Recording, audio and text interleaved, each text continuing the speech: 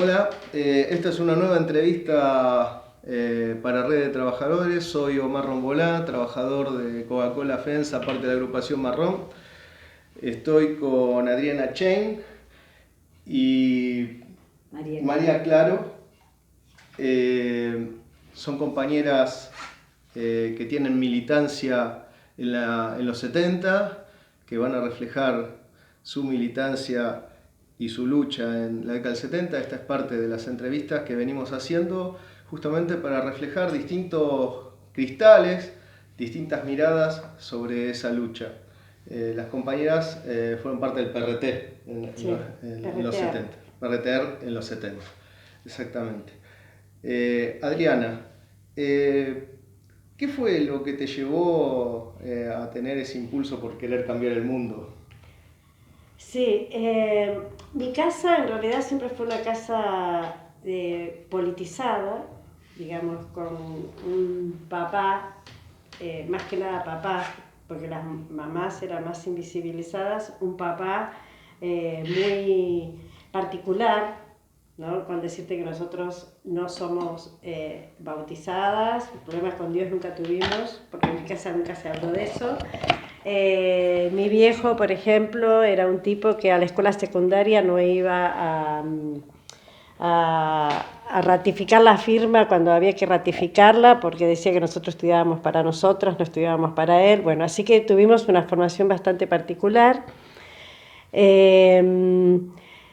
Unos vecinos nuestros eran del PC y nos traían bibliografía, nos traían las revistas, mi papá nos dejaba leerlos todo, mi mamá por ahí a veces se asombraba y decía, no, esto les va a hacer bien, les va a abrir la cabeza al mundo. Nosotros somos 4 hermanos y bueno, y empecé a militar porque una de mis hermanas, las mayores, empieza a militar en una agrupación por el 71 en el socialismo revolucionario. Una agrupación es de esas, de como hoy hay miles de agrupaciones que se van armando, en ese momento se armó, no, era primero LIR, la Línea Izquierda Revolucionaria, que empieza tenía una formación fuerte en Rosario y llega acá a Capital. Después el LIR se separa, etcétera, etcétera, y se forma el socialismo revolucionario. Lo que hacíamos en la militancia era organización, lectura, estudio, formación, marxismo-leninismo, pero el gran hito en la vida nuestra, todavía en la secundaria, fue el 22 de agosto, cuando nos enteramos del fusilamiento de los compañeros en Trelew. Y ese fue en realidad un despertar a la lucha armada. En ese momento espontáneamente tomamos la escuela, pusimos las banderas a media asta y ahí fue decir, bueno, el camino es porque nos están matando a todos. Y veníamos de dictadura en dictadura, porque vos fíjate que yo hice la dictadura, la escuela primaria con Onganía, después la hice con la NUCE, y así fue toda la formación que uno tuvo, con las dictaduras militares. Exactamente, o sea, el tema de la violencia política de parte del Estado contra los trabajadores, digamos, no tiene fin hacia atrás ni hacia adelante, ¿no? Eso es así, o sea, encontrar un punto de inflexión, es decir, la violencia recrudecida empieza, es en verdad ridículo buscar esos inicios, porque en realidad es la historia de la humanidad, ¿no? La violencia de las clases dominantes sobre los oprimidos, ¿no? Y tus inicios o esa cuestión que te movió, ese punto de inflexión para querer poner el mundo patas para arriba. Y bueno, yo venía de una situación distinta a la de Adriana.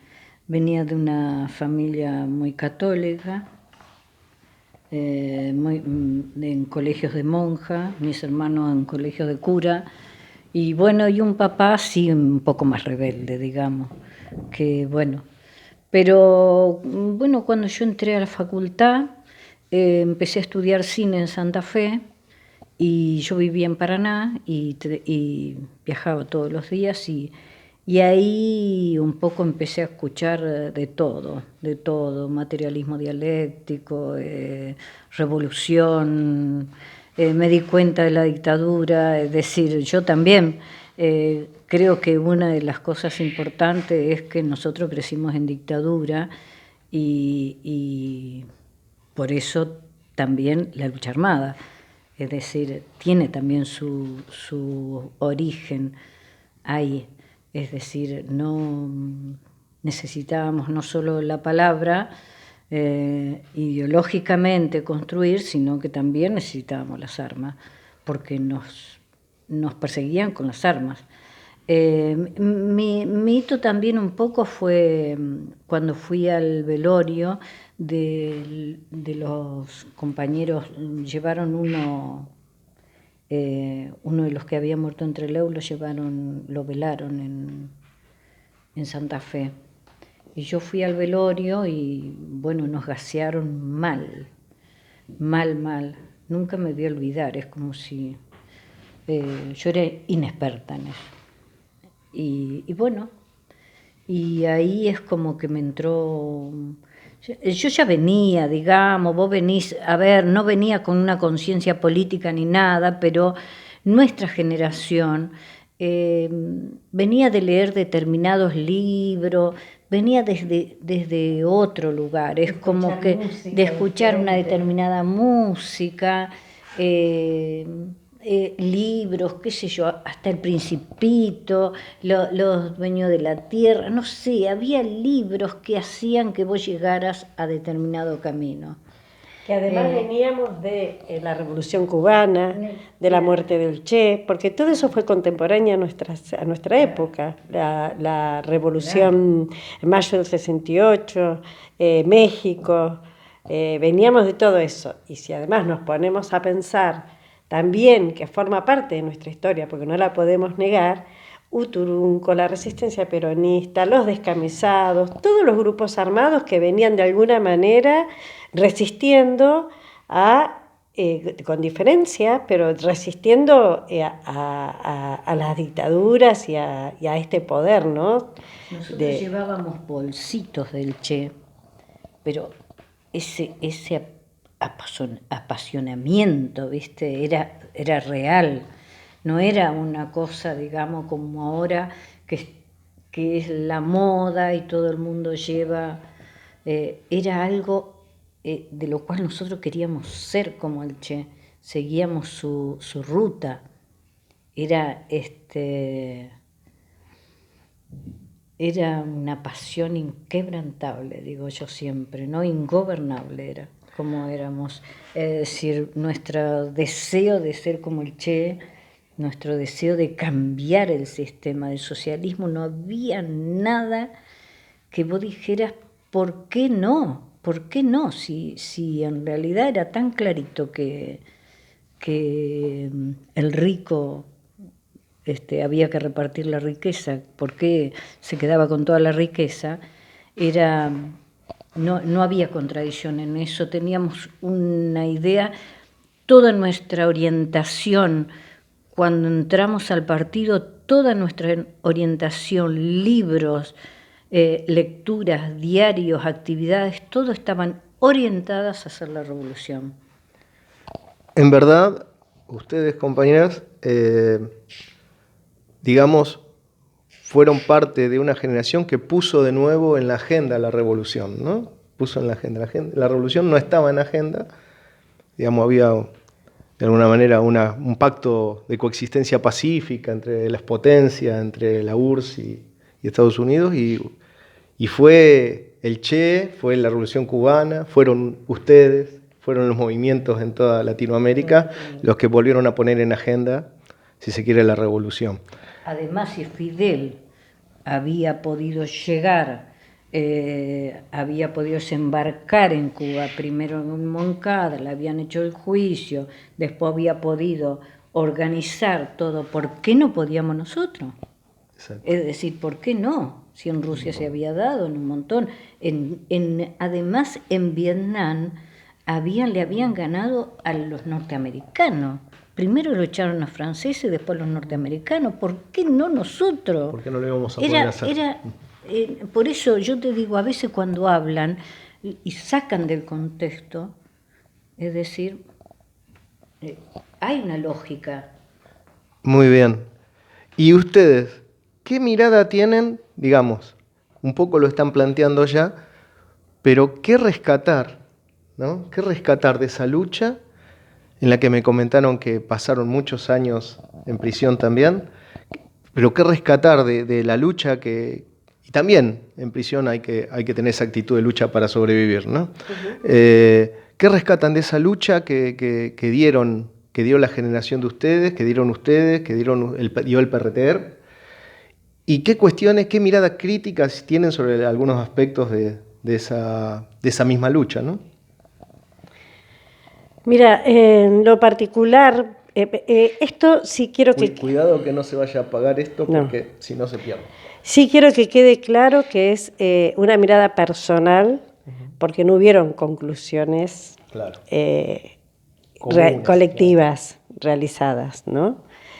En lo personal, vos sabés que a mí me cuesta muchísimo tomarlo desde un lugar crítico, crítico esos años, ¿no? Porque para mí fueron unos años, a pesar de las pérdidas, a pesar del dolor, porque perdimos, bueno, tanto María como yo perdimos nuestros compañeros y tenemos muchos compañeros y compañeras muertos y desaparecidos. Fue el mejor momento que yo viví en mi etapa, en mi vida. No sos la única que me lo plantea. Claro. Casi todos los compañeros con los que hablo de la época dicen que cambiarían todo el presente por volver a vivir eso. Esa etapa. Una vez hablando con una psicóloga, porque bueno, yo caigo muy joven, etcétera, etcétera, todo lo que pasamos, hubo necesidad de pasar en algún momento. Me decía, terminé levantándome y yéndome, porque me decía, no puede ser que vos plantees que tu adolescencia fue mi etapa mejor de mi vida. Me dice, pero la adolescencia es adolecer. Fue una etapa de construcción, de valores, de una mirada de relaciones humanas totalmente diferentes, donde además no había proyecto individual, el proyecto era colectivo, y donde uno militaba, uno vivía. Y la vida era las 24 horas. No era que trabajaba 8 horas y le dedicaba 2 horas a la militancia. No, era un hobby. Sí, y te aseguro que si teníamos miedo, sí, yo por momentos tuve miedos. Hubo momentos que nos buscaban a mi compañero y a mí, nos reventaron la casa a las 3A, nos tuvimos que ir 2 veces. Una de esas veces yo entré en crisis, tuve miedo, tuve que ir a vivir en una casa operativa, me escapé de la casa operativa, porque tenía miedo, pero seguí.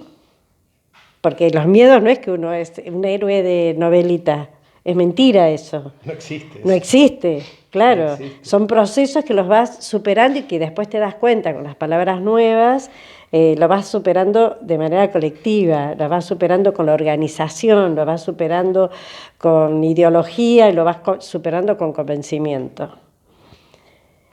Y que en mi caso personal, ¿cuál sería la etapa, la parte crítica, digamos, de esa etapa en mi caso personal, que fue una cosa que yo sentí cuando salí de la cárcel que tenía pendiente, era aprender a vivir la vida.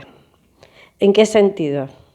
Porque yo sabía que más de una vez estaba en riesgo después lo pude reflexionar, estaba en riesgo de vida o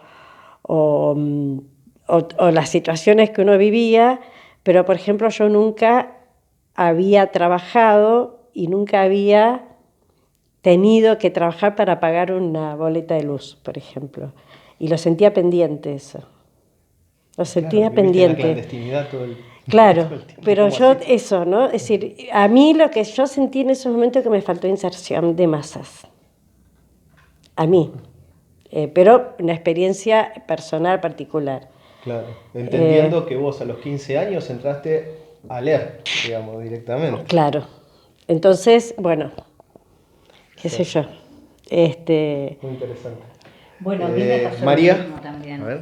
A mí en ese sentido me pasó lo mismo, en el sentido que a ver,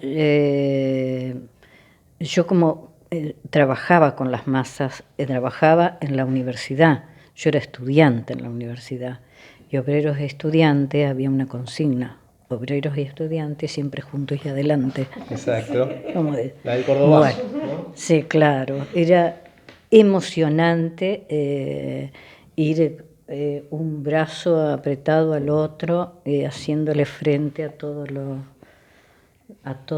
caballos de la caballería, de la cual no nos amedrentaba, digamos. Ajá. Pero bueno, los obreros nos daban muchísima fuerza y uno que es estudiante y es joven siempre tiene toda la energía para ir para adelante. Pues yo siempre digo que el joven que no es revolucionario, la verdad que no sé para qué está en este mundo, más o menos. Es increíble, pero los hay Pero muchos. los hay, y hay mucho. Y mucho, y de derecha también. No, yo después militaba en los grupos de base. Yo estaba en el partido, tenía reunión en el partido, pero iba a la facultad como grupo de base. Es decir, porque el partido tenía varios frentes de los cuales se nutría. Porque, por ejemplo, estaba el Frente Fabril, el Frente Estudiantil, el Frente Sindical, el FATRAP estaba, que era el Frente de la Cultura, estaba estaba la Junta Coordinadora, que eran la Junta con la participación de los distintos países. Internacional, digamos. Internacional. La coordinación internacional. Estaba el Frente Antiimperialista por el FAS, Socialismo, claro. el FAS, estaba el ERP, estaban las distintas... Había un montón de frentes. El partido se nutría de todo eso, no es que... El movimiento sindical de base. Claro, el movimiento sindical de base. Había gente que estaba en el movimiento sindical de base, pero no estaba en el partido. Había gente, por ejemplo, Sí, los que yo estaban, había gente que militaba. estaba en el ejército y no estaba en el Claro, partido. había gente que estaba en el partido, claro, y estaba en el frente, en el FAS, pero no estaba en el partido. Ajá. Después que a mí me detienen, yo sí paso a la clandestinidad. Y ahí, claro, no tuve inserción en las masas. Es decir, y en gran parte nos pasó en el partido a mucha gente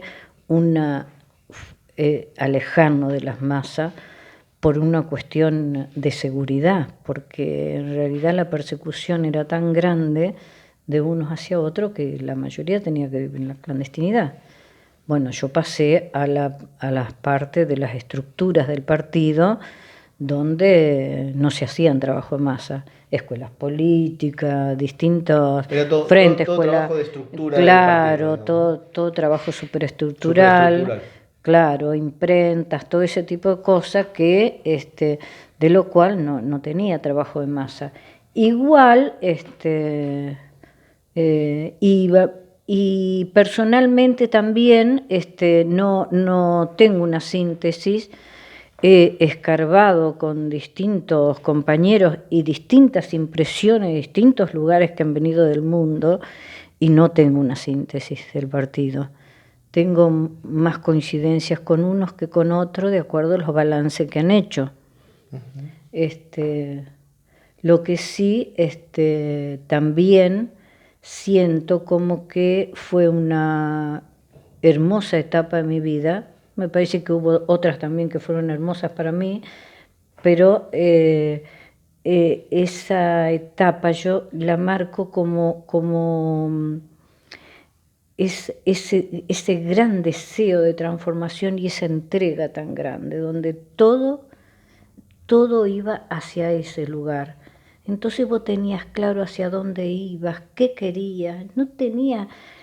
A ver, la duda era táctica, si se quiere, pero estratégicamente... No había dudas de que ese era el camino. ninguna duda, es decir, ese camino y que vos estabas entregado a eso. Es decir, en eso construía la amistad, construía los afectos, tenías hijos, tenías marido, hacías el amor, hacías, qué sé yo, todo. Nosotros vivíamos muy rápido. Es como que... Meses eran años. Sí, y bueno, y la cárcel también recién hablábamos de la cárcel. La cárcel fue parte porque hay gente que se victimiza mucho con la cárcel. Y no es que uno la cárcel podés decir que es linda, pero la cárcel era parte de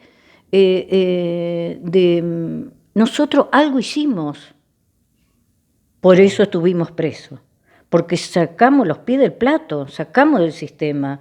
Nosotros estábamos en un sistema donde lo que hacíamos significaba la cárcel. O la muerte. Claro, que eso no quiere decir que sea justo.